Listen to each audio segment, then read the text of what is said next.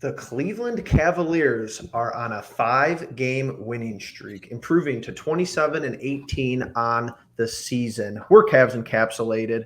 It's your Tuesday night show. It's episode 13. Roll the intro.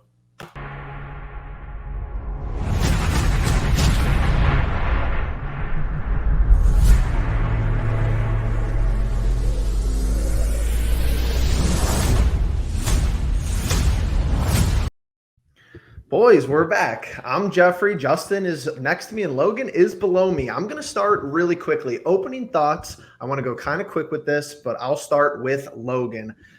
How about this last week of Cavs basketball? How about it, Jeff? We got a 5-game winning streak going. Took down a couple of good teams minus a couple of key players, sure, but a couple of games on the road. 5-1 on a 6-game Western Conference road trip. First time since 2016 the Cavaliers have done that. We know what happened in 2016. A lot of things to like right now for the Cavaliers.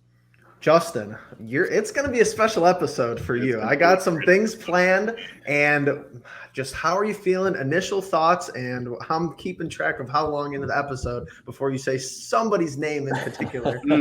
Well, there may or may not be a jersey I'm wearing right now of the player, but great to see this team just doing kind of what we've all been wanting them to do, kind of just winning the games that they should be winning. Obviously, Logan alluded to it already that we won some games with teams that had players missing, and that's perfectly fine. That's a great thing to do. Means you're taking care of business when you should. So always a good thing, especially in the National Basketball Association. And before we get going any further into this episode, make sure that you subscribe, drop a comment down below, let us know how you're feeling about this Cavs basketball team, throw us a like, and hit our bell notification. Turn it on so you know when we've uploaded a video and when you know that we have gone live. Since we last talked to you, the Cavs beat the Jazz 111-91. Then they beat the Spurs 114-109. Then they played probably the best game on the road trip as far as watching over the Thunder, 107-102. And then a short stint at home, one game, they beat the Kevin Durant-less Nets 114-107. So that's 4 road victories and a home victory since we last talked to you. And the player of the week, the Eastern Conference player of the week, has his best stretch of basketball in his young career, not even close. Darius Garland, the man of the hour, the man of the episode, a triple-double against Utah, 32-8 against the Spurs, 27-18 against the Thunder, and 22-12 against the Nets. He is turning into another walking double-double. We have Jared Allen, who's a walking double-double, and now we have Darius Garland with the assist numbers, putting up crazy stats, easily going to be an all-star, I think. The coaches are going to get him in there if he's not a starter as a reserve. And Justin, what more to say about this? I mean, he's 21 years old. Is this the leap you expected, or is this game, this stretch of games, has he exceeded expectations already? Exceeded expectations is maybe even like a low light for what I expected out of him. I think the crazy thing about Garland that has really impressed me and really intrigued me is the steady progression through his career. Obviously, he didn't have the best start as a number 5th overall pick.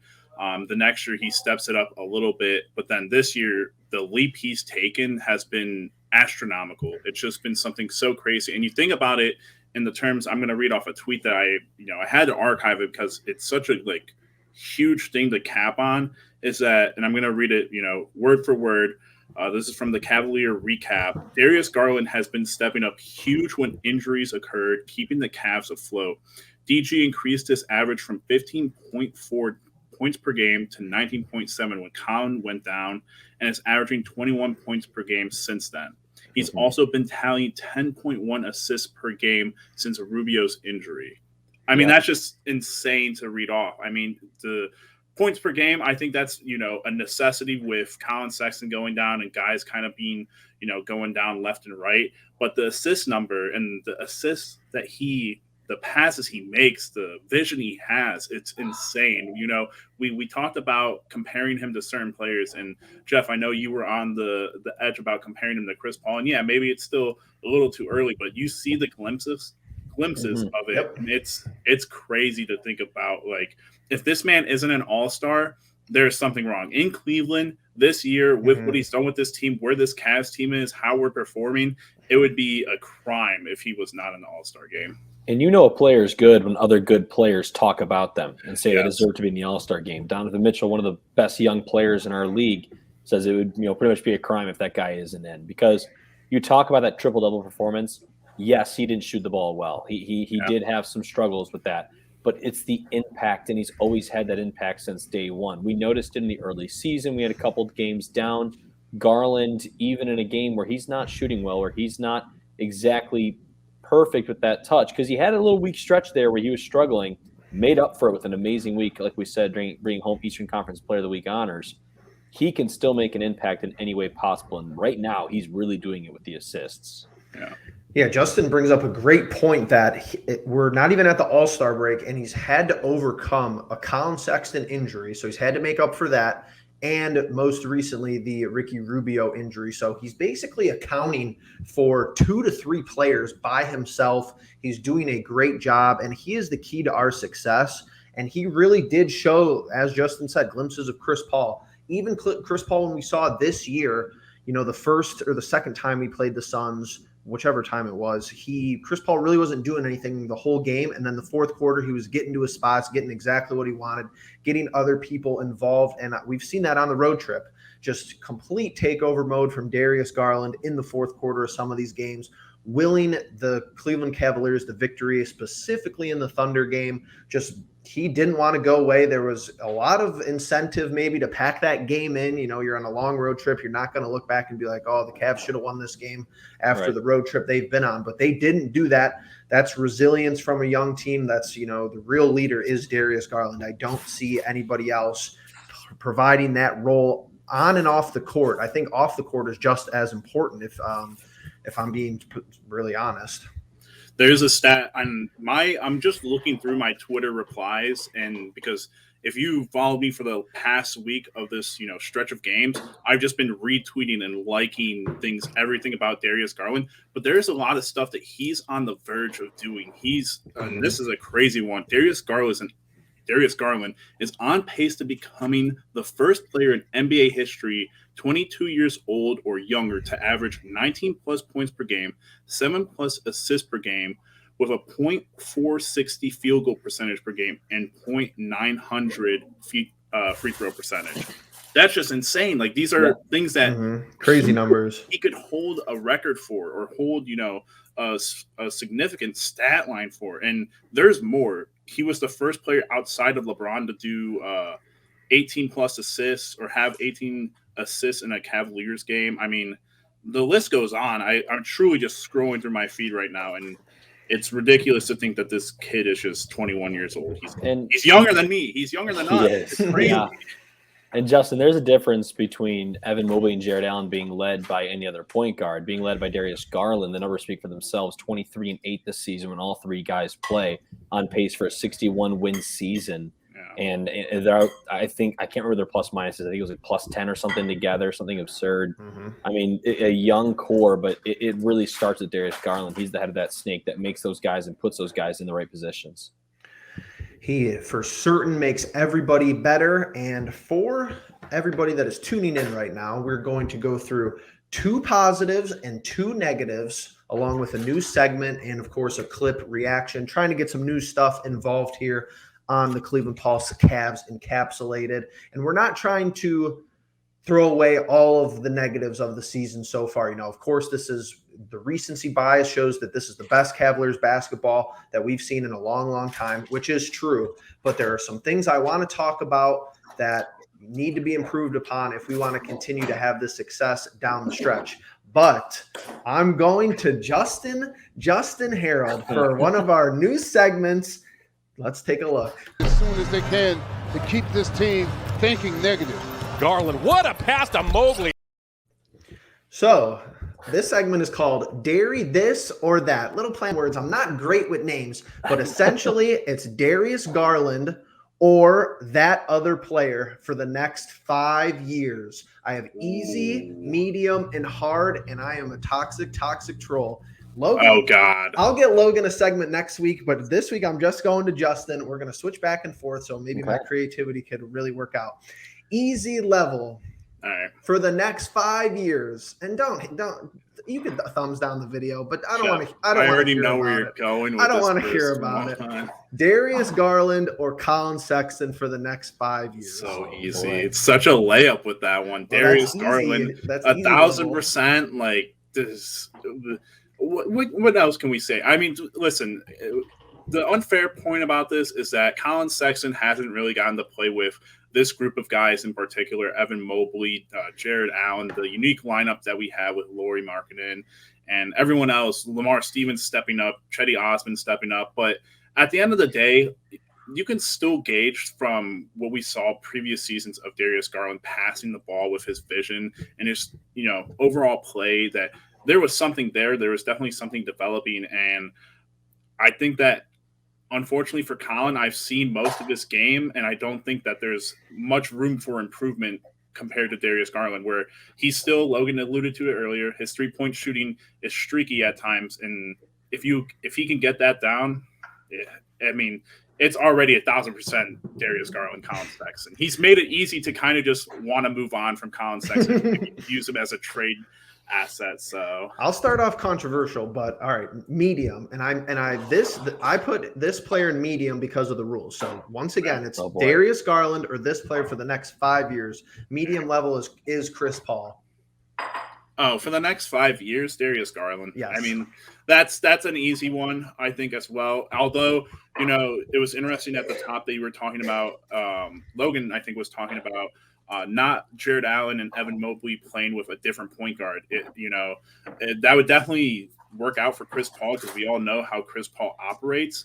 But at the end of the day, the chemistry that Garland has garnered with this whole team and the role he's taken, you could definitely see Chris Paul taking that. But with Garland and the way that he kind of operates for the next 5 years, I think that's easy. I think it's Garland. And the actual hard level difficulty, and I'm kind of hoping I know your answer, but level 3 final boss for the next 5 years: Darius Garland or Ja Morant. Oh, wow. Tough. Oh, a matchup that we just saw recently, and we got beat in that game. Wow. Ja Morant is a phenomenal player, but he also kind of bridges on that point of, with this Cavs team, would he have as much success with how he passes the ball to the bigs?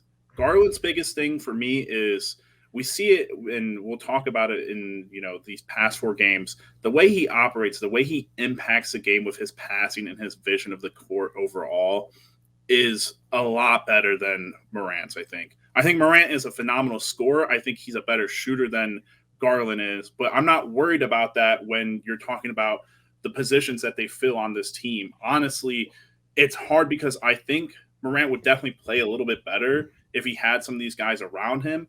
But I don't think the impact is as much as what Garland offers and what he'll offer for the next 5 years in terms of this team's makeup. So I'm going Garland, but that is definitely a harder one than the past 2. I was like really worried that you were going to maybe bring in Kyrie Irving from the game that we just saw. He's too big of a question mark though for a lot of people. Yeah, but that was a good one. I was not prepared for that. Yeah, that's good though that we have a player that we're talking the same breath as Chris Paul and Ja Morant. I mean, that's a really good thing. I mean, to be honest with you, I'll take Ja, I'll take Garland. I don't really care. I mean, they're both good players. I think when it comes to fit, like you said though, Justin, it just seems it's really easy to say it because obviously we've seen Garland with this team. We haven't seen Ja Morant in this fantasy world with the Cavaliers. But I do think at the end of the day, the Garland is the guy to lead this team. It is just kind of fun though that we get to talk about a guy who's an all-star. Yeah. New segment, first installment. Maybe we'll be back, but now I'm just going quick firing. We're going right to clip reaction. We're going to Logan out of the break, and I'm gonna let Justin have to watch and think about it while Logan talks. Roll it. Garland working on Edwards. Garland, a myriad of moves. So before you start, Logan, that's the next progression of his game, finishing at the rim, similar to Kyrie Irving. I think that when you talk about them, as far as when Kyrie used to play for us, they're pretty similar actually, especially in year 3 of the league, stats and age. But Kyrie's finishing around the rim was good at Duke. It was good for his whole career. So that's the next level of Darius Garland for me. We're seeing it more, him being aggressive around the rim. What's your take there? Yeah, our worry with Darius Garland is his size too small to be able to compete at the rim. I think in his rookie year, we saw him get blocked quite a bit. We also saw, hey, if he just took an extra second here, if he gave one extra ball fake, he would be there. I think, honestly, this Cavaliers team, everyone's patient. Evan Mobley is one of the most patient rookies I've ever seen in my life. The way he can just wait for the play to develop, wait for his chance to go up at the rim and score. Same thing with Jared Allen. Jay Osmond, we've seen, can put brakes a little bit instead of always going full go 100% every single time. So I think it's just kind of having that effect on all the players. And Garland, his next step is being a little more patient when he goes to the basket. And he actually has a very good finishing ability. When he gets to his spot, when he has the right angle, when he is doing what he has to do, he tends to finish. So now it's about, okay, but depending on the matchup, depending on the point guard I'm playing, and depending on the center, the big that's coming at me when I go to the rim, how do I approach this? And there, it's kind of just a one-on-one. I can lull him to sleep a little bit. Now, when I get him to bite at my right-handed dribble, I'm going to have him committing over this way. So one quick ball fake, quick turn, and an easy layup on the right side. Not an easy layup. He makes it look easy. Mm-hmm. That's the next step for Darius Garland, and you can see that it's all coming along. Because I don't know if JB preaches it, but it certainly seems like these Cavaliers are a much more patient group, and they wait for the play to develop instead of just trying to grab whatever they can. Justin, anything to add? Are you in awe? What was my segment?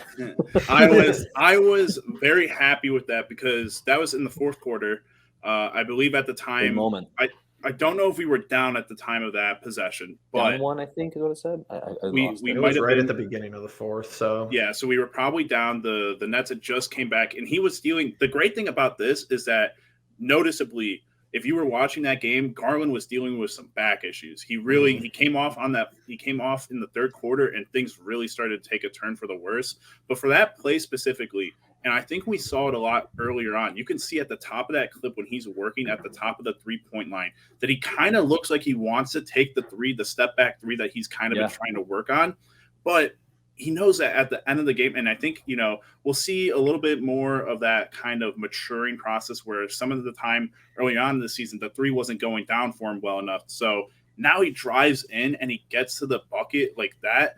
It was so Kyrie-esque. The finish and his layup game and his floater game are really weird because he gets it really high up in the air and gets it sometimes off the bank of the board too. It's really interesting, but that move, the left to right, was so phenomenal. It was so that was the perfect matchup to have because it was so Kyrie-esque. Knowing the situation, right? I mean, he could have taken that step back three, but you're down one, you're in a tight game. You go possession by possession, bucket by bucket. And in that situation, you realize, I have the speed advantage. So, yeah, I could shoot this three, a much lower percentage shot, even though I am working on it. I have been shooting it and making it more consistently. It's just reading the defense, reading your matchup, and adjusting to that, knowing your situation. What do you need? Let's see if we can find something down low. I'm sure it's not the last time we mention him in this episode, but about 20 minutes or so of Darius Garland is not long enough, honestly, but what else can you say? I want to dive into the first negative. I want to look at this Cavs team while the season is progressing, and I want to be critical and critique things that I think or you guys think could be an issue down the stretch. It's not all sunshine and rainbows all the time, even when we are on a 5-game winning streak. Nope. There's not enough discourse about maybe how we can improve, and internally that is not the case. They talk about this internally as far as how can improvements be made. But I want to start with rebounding, and I have stats. I'm kind of just a mediator today. I just want reactions basically from a bunch of different things. We've played how many games? 50 or 45 games. We've played 45 games. Almost halfway through this. We are halfway through the season. More than halfway through. The Cavs have 1,961 total rebounds. Our opponents have 1,957 rebounds. So over halfway through the season, we only have a +4 differential on the rebounding aspect of basketball. 2 more bullet points. Well, besides the fact that we have multiple 7-footers and Kevin Love. Number 2, the Cavs are 16-8 when we have at least 45 rebounds. That's pretty good. Now, number 2, we are undefeated when we out-rebound our opponent by 15 or more boards, 6-0. So a smaller sample size, but if we have a plus 15 rebound differential, we have not lost. Am I putting too much stock into this, or is this something that could be improved through the trade deadline? This is why I don't like Eric Gordon, not going off on a rant, but I don't like Eric Gordon. I don't think he brings rebounding help. I want rebounding help if we're going to make a trade, unless we're getting 25, points per game and completely, dealing everybody. So I want to hear your guys' thoughts about this. Yeah, I think, Jeff, maybe right now it's a little bit too much stock to put into it, but I don't think it's something that we can just, not talk about, because come playoff time, rebounds matter. All those little stats, especially rebounds, turnovers, those little things, free throws are the ones that are going to matter, and free throws are another thing. I don't know if that's your next negative. I don't mean to spoil it. It's not, but I should have put it in there. But yeah, free throws been a difficulty, but rebounding in those games, we've lost quite a few key games because we didn't get a couple of key rebounds, or we lost the rebounding battle in general. There's been a couple of games where we've blown out opponents just attacking the glass, and there's other games where I think we play a good 20 seconds of defense, but defense only matters once you secure the rebound. Mm-hmm. I think we talked about it a couple episodes ago. There's not really a rhyme or reason for that sometimes. Sometimes it is just like you exert so much energy playing defense, you can't always get to that board. Or you play a team with the Grizzlies who miss shots so badly that they get second chances. But that is one of those teams. That's a very good rebounding team that, if we had gotten that advantage, maybe we would have won that game. Both those games. Oh, no. I'd say the second game more than the first. But, it is kind of just a strange thing. And I think it's a thing the Cavaliers want to clean up, because this team is going to be playing some meaningful basketball games for the next, for years to come here with this young core that we have right now. So trying to address those problems in the regular season when it's not going to hurt you as bad, it's a thing you definitely want to talk about, address, and make your adjustments to. It's super frustrating for me as someone who just doesn't believe there's a good enough reason for us to not be winning the rebounding game every night with our lineup. Jeff, you said 6-0 when we get 15 plus rebounds. Well, one of those games was this past week with the Jazz. And that's, the reason I bring that up is Rudy Gobert does not play that game. We're plus 18 against the Jazz. And Logan's point about the Grizzlies, we lost the rebounding battle in both those games. And for me, Steven Adams is a great player, and I think is a reasonable player to talk about when you're talking about the rebounding stat for the Grizzlies. But you look at the Jazz, Rudy Gobert is not there. He's their primary big, their guy that's going to go grab the easy rebounds and everything. But why are we losing the rebounding category against these past 3 teams? The Spurs, the Thunder, and the Nets. LaMarcus Aldridge is the only guy I can think of that's an avid we were plus 5 against the Nets. But we were minus 14 against the Thunder. It's absurd. I don't even know who they're big. I didn't even know any of their. I know we were tired legs, but yeah, we barely beat the Nets. But you're right. You're correct with the Jazz. We're literally plus 18 against the Jazz, no Gobert, and it was a quality wire to wire win. Yeah, it was a blowout. But then against the Spurs and the Thunder, 2 teams that, again, you guys were saying, I don't know anyone. I don't know their bigs for sure. I definitely don't know any of their bigs, but Jeff, one of your guys from the Spurs, the point guard, Murray, he was grabbing rebounds and everything. And it's really interesting to think about the guard going and grabbing rebounds. Now there's the Murrays who grab the rebound and go and actually do something with it. Outlet passes, getting the fast breaks going. And then there's the Russell Westbrooks who just are padding their stats by grabbing rebounds and then taking it slow.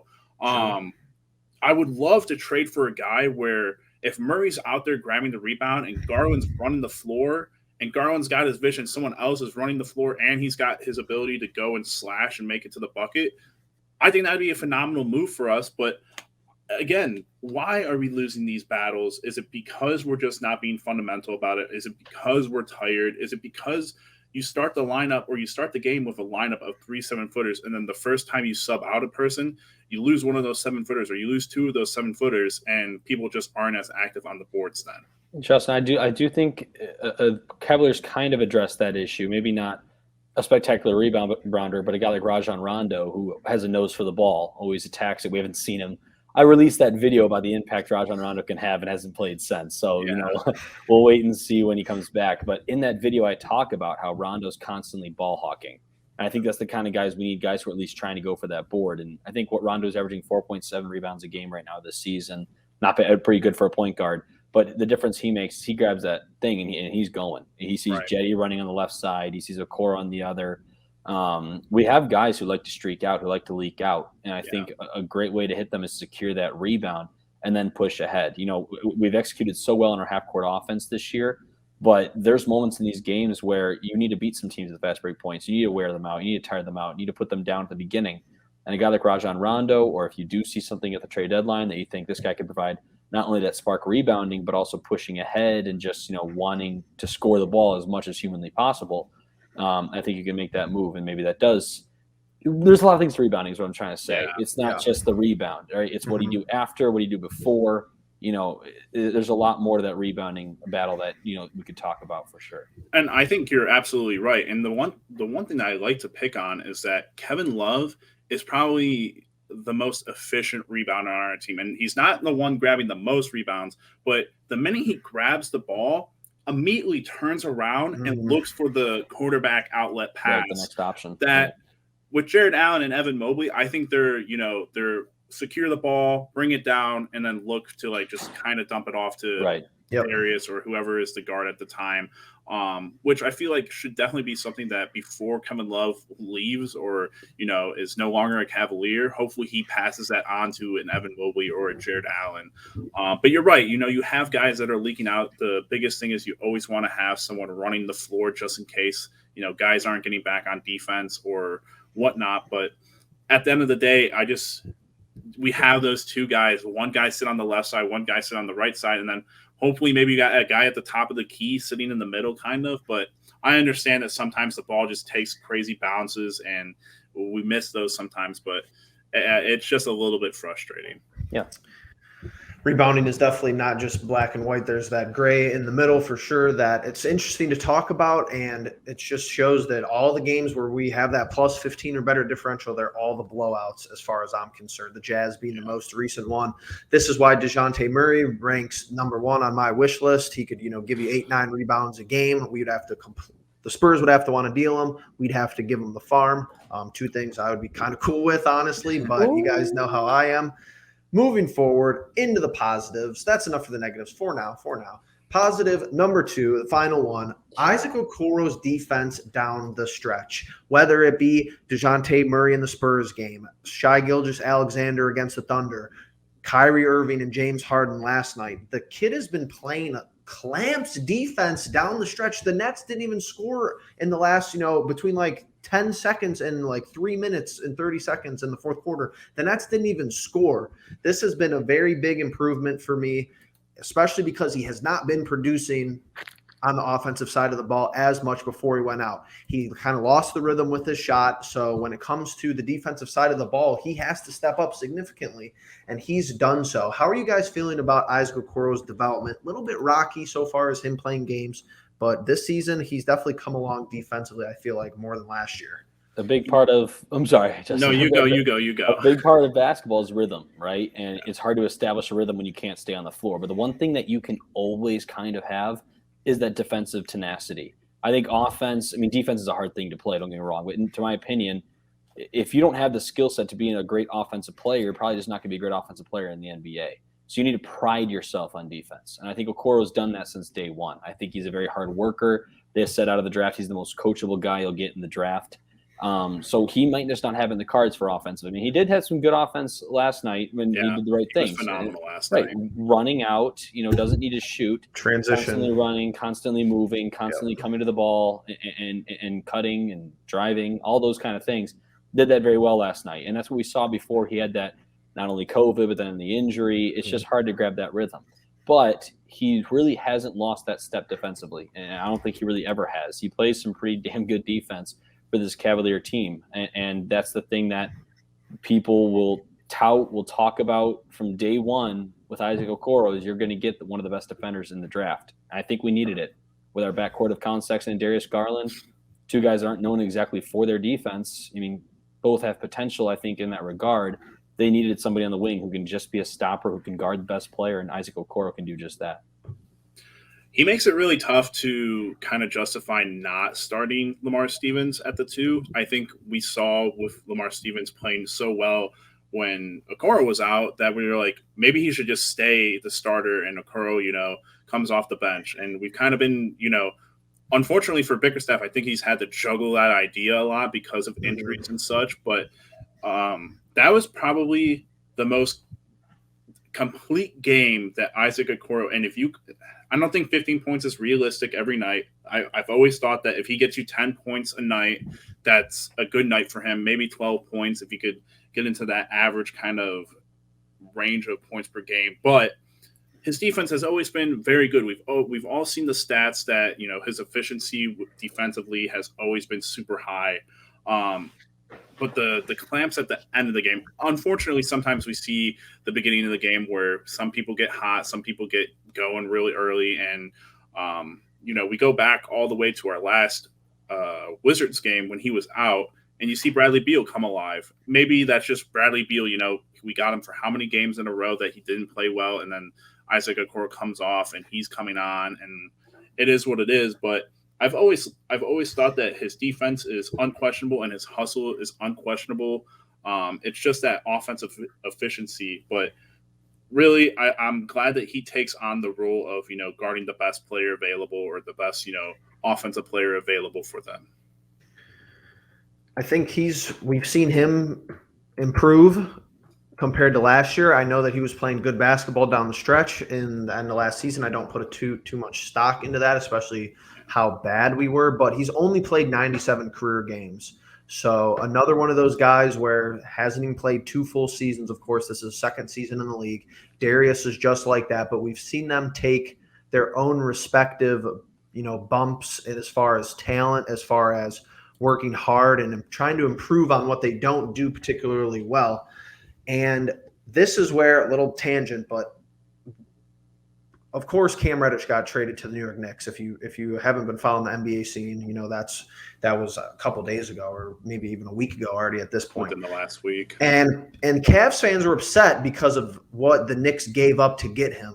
But you have to understand that between our roster, just as it is now, Cam Reddish is a guy who didn't get enough looks in Atlanta. Yeah. And I don't think, you got to understand that it's just you don't just go into a gym and just shoot the lights out. You need a lot of work off the court, and that doesn't always translate onto the court. So it's Darius needs as many reps as he could get still at 21. Okoro probably needs more reps. Lamar Stevens needs reps. It's not like we could have just – people are the Knicks gave up nothing for Cam Reddish. Why didn't the Cavs do this? Mm-hmm. We just don't have enough shots to go around. You need Mobley to get reps. There's a lot of people who are young in this organization, obviously. So it's tough thinking about adding a Cam Reddish player like that, not even to mention that he's extension eligible after the season, and our cap space and contracts, talks are a mess anyway. Right. I think Darius Garland will be getting the complete and utter max he can receive, but that's just right now. Back to the negatives. Before we get into our predictions for upcoming games, I'm going to one last negative because I think this is warranted, and I don't want people to take this the wrong way because he's done a phenomenal job as the head coach, but JB's first big mistake. Now, let me clarify. JB played Rondo 17 minutes against Portland, 29 minutes against Golden State, and 20 minutes against the Kings in the first 3 games, being back from 10-plus days out for health and safety protocols. He's already ruled out for the Bulls game tomorrow, and that will be his 5th straight game missed already with hamstring soreness. I think this is the first big mistake where you could definitively say JB, had struggle with the minutes. I'm not saying it was easy, but I just don't see the justification of playing Rondo in that much time when he just came out of health and safety protocols. He hadn't got a lot of burn, and it was with a new team. He hasn't been practicing. There was really no reason for him to do that. Now he's missed 5 straight games. So I don't know how you guys feel about that. Maybe I'm out of line, but I just think that we brought Rondo in to kind of put a Band-Aid on a bad situation anyway, but then, we kind of already not wasted him because the season's very long, and I think he's going to be here still for the rest of the year, but it's he can't even play now because we played him so much. It's a phenomenal point, Jeff. And honestly, I think the only mistake here is that I don't think it's JB's first big mistake. I think it's his second biggest mistake because you see, and it's a very good line of talk, Jeff. It's a very good point because I go back to when Garland went out and Rubio, the very first game that Garland is out, he plays upwards to 37 minutes before he gets hurt and he's out for the game or he's out for the year. I think that the management of time has been good when everyone's healthy, bad when people have been hurt. And I think Okoro was hurt in that stretch of games. So Rondo's already filling in another role and trying to pick up minutes that maybe he shouldn't be doing and gets a little bit of a soft tissue injury. I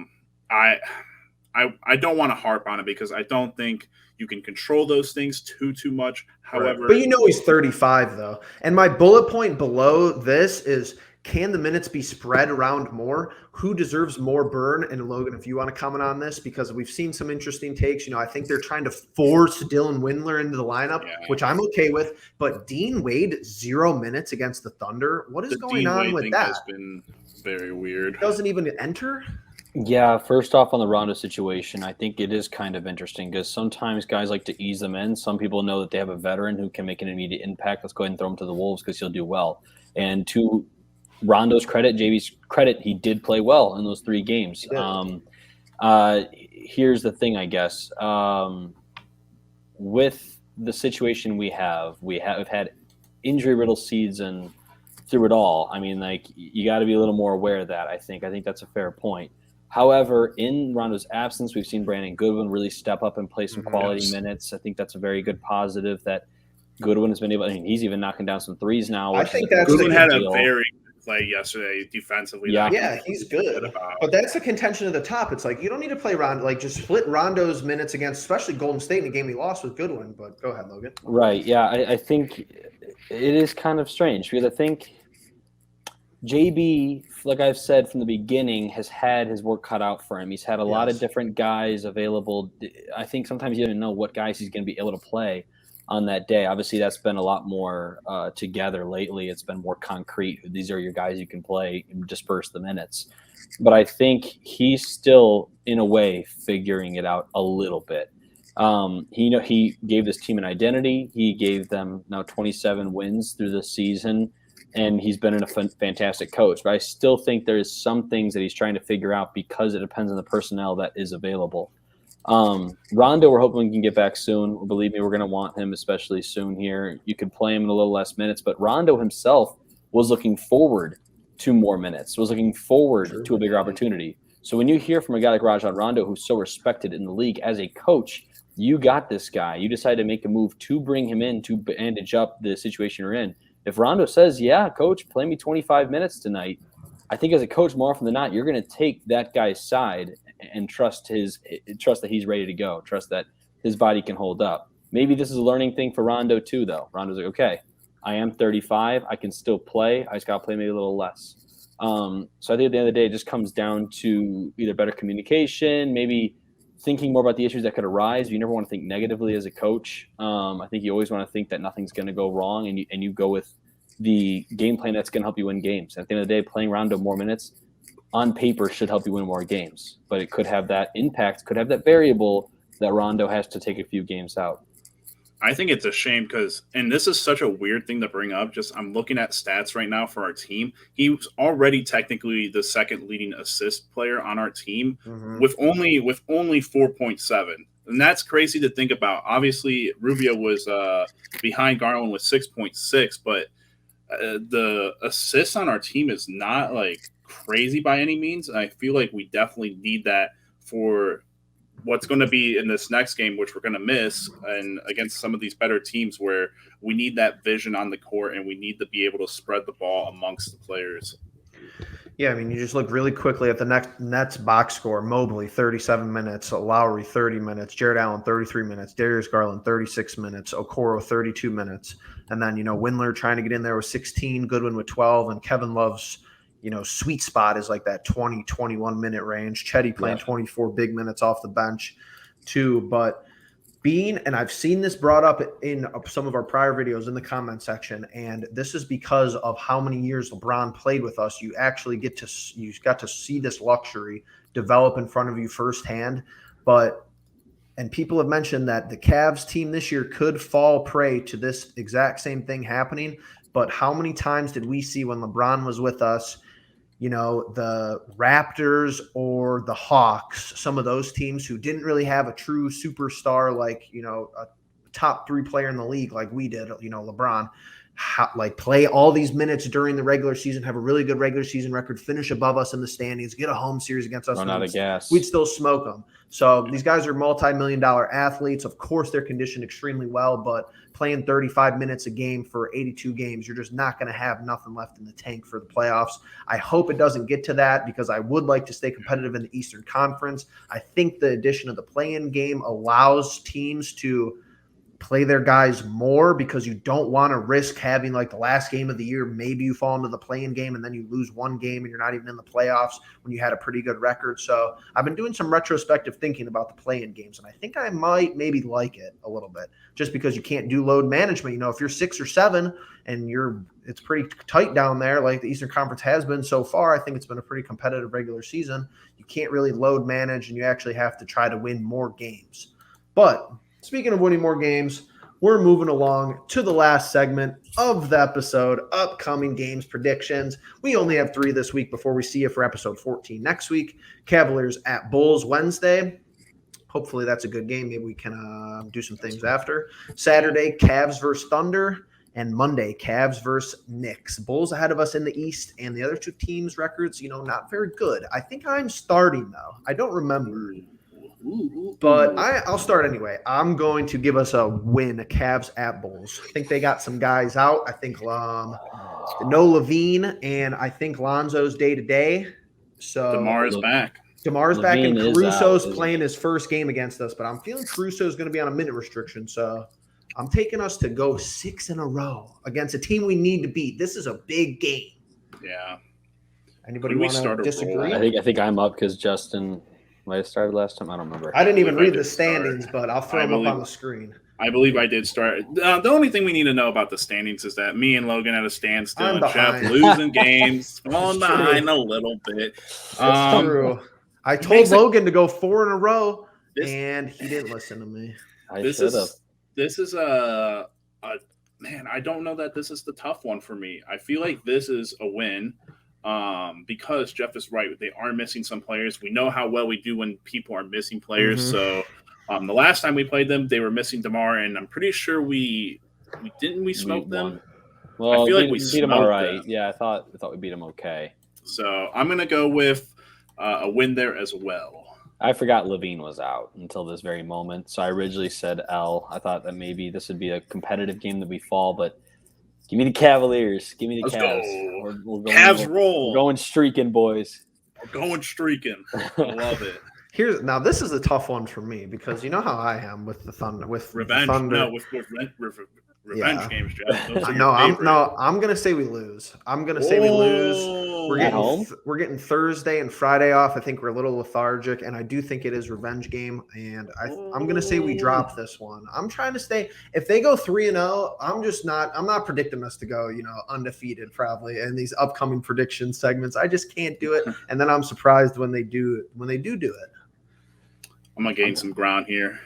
I'm going with a win, Logan. I'm going with a win. You coming with me? I'm going to W. I'm coming with you. Let's go. Keep streaking. Let's keep going. Now I could gain ground if I'm lucky. 7 in a row now for the Cavs, according to me and Justin. That's big money. Well, game number 3 is the easiest one for me. I'm going W over the Knicks. I just don't think they're very good. They're 22-22. Justin, you getting on my boat this time? You getting on with me this time? This is the tough one for me. Logan, you go first, but this is the tough one for me. No. I'm going Dub.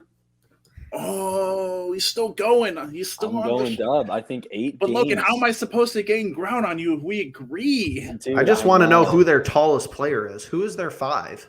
Well, they're going to probably by this time they're going to have Reddish inserted into the lineup.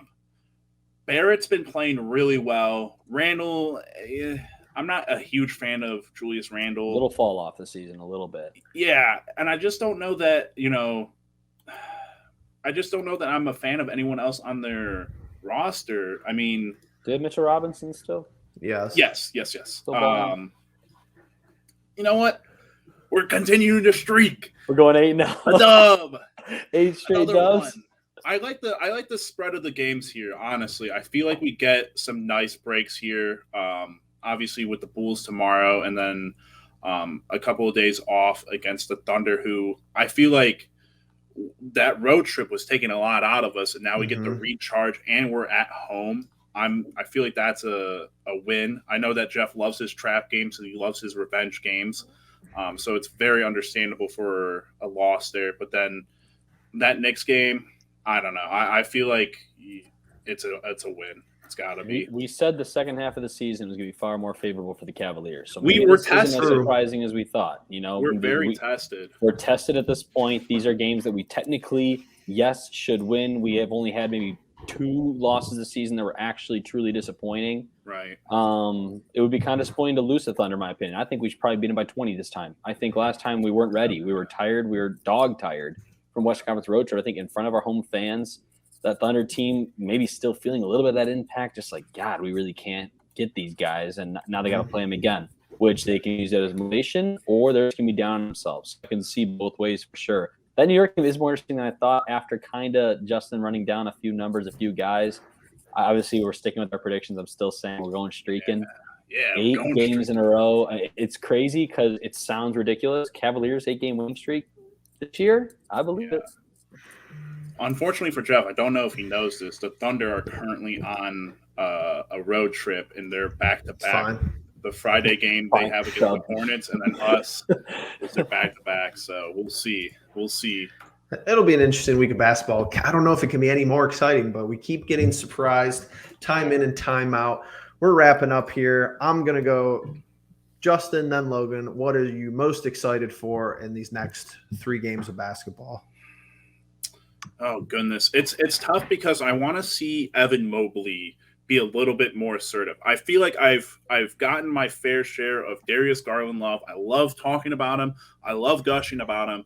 But at the end of the day, I would really like to see Evan Mobley be a little bit more assertive. I think I said that same thing last week, but it's truly just, I want him to just shut everyone up and like secure the Rookie of the Year award. I don't think that's going to happen in terms of him being a foregone conclusion to win the award, but I want him to create separation in the group and just kind of really take over the conversation before the All-Star break, before we get to that nice little Rising Stars game, I'd like to get Rondo back. That's one thing I'm really looking forward to. I'd like maybe a Kevin Love game. We've had a few of them this year. Wouldn't mind that. He's been a little quiet recently. Still good, though. Still good. Quiet. And, guys, let's monitor Garland. Is he going to be healthy? Let's monitor with the back. Yeah. You could see a day-to-day here and there. I mean, I wouldn't be surprised if we suddenly got a report that he was a game-time decision against Chicago or something, because obviously he's tight. He was able to finish that game. Most guys can when they're in the middle of it. They can overcome that kind of stuff, but that next day you're feeling those effects. I'm just saying, and I don't want to think negatively, but we have to monitor that situation a little bit. That's a good point. I don't want him – if we have to lose a game because he had to play 5 less minutes but kept his health intact, I'm okay with that. So I would definitely say keep an eye on that. Is it my turn for Word of the Week? Yes, I think so. I think it is. Well, guys, when I was in San Antonio, I had myself a blast on the Riverwalk. And if I'm not mistaken, I'm pretty sure that's one word. All right. The Word of the Week is Riverwalk. Ooh. Okay. The Cavs are on the tightrope, walking the river.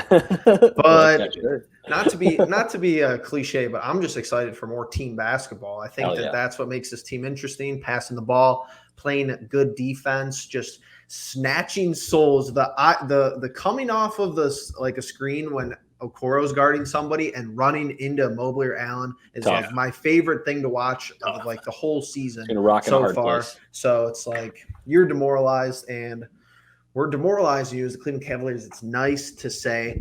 Yeah. This has been Cavs Encapsulated, episode 13. We'll be back next week. Maybe we'll be back after the Bulls game for a post-game live stream, maybe to get some venting out there. We're your guys. Like I said, make sure you subscribe, comment down below. What else can we do? Suggest different segments, and I'll try to make them work, throw them in there. Really appreciate you guys hopping on for the 13th straight Tuesday in a row. And go Cavs, baby. Make sure, let them know.